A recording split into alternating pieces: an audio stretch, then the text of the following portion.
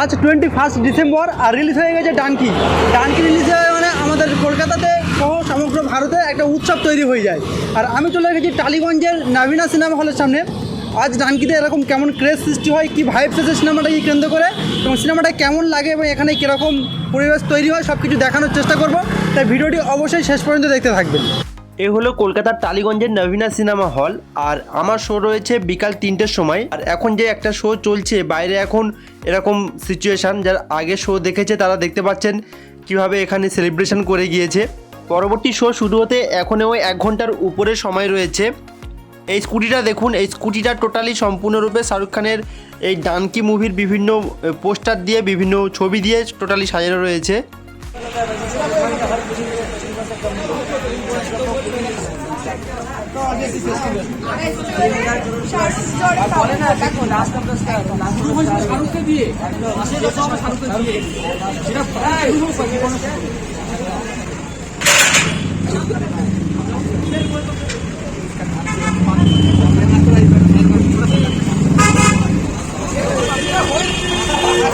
পরবর্তী শো তথা বিকাল 3টের যে শোটা রয়েছে তার জন্য অলরেডি লাইন পড়ে গেছে, দেখতে পাচ্ছেন। একটা সিঙ্গেল স্ক্রিনের অনেক বড় সিনেমা হল, আর একসাথে ঢুকতে গেলে খুব বিশৃঙ্খলা সৃষ্টি হবে। কত বড় লাইন পড়ে গিয়েছে দেখতে পাচ্ছেন। আর এদিকে দেখুন হলের মানে আগের শো ভেঙে গিয়েছে, পাবলিককে বেরিয়ে আসছে।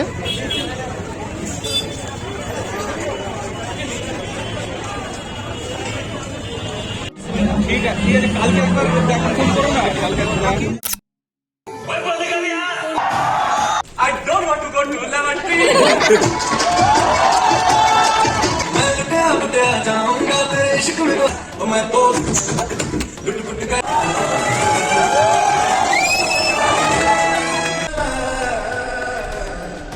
ये कुछ नहीं हो।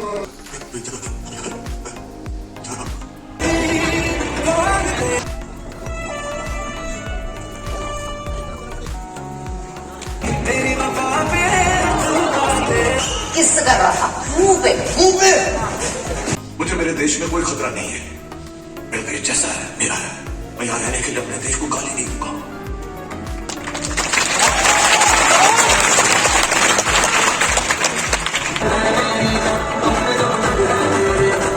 সিনেমা শেষ হয়ে গেল, এবার সিনেমাটা কেমন লাগলো এক কথায় বলি। বর্তমান সময়ে বিভিন্ন মাস মশলা ফাইটিংয়ের সিনেমার বাইরে বেরিয়ে এটা জাস্ট একটা অসাধারণ সিনেমা ছিল।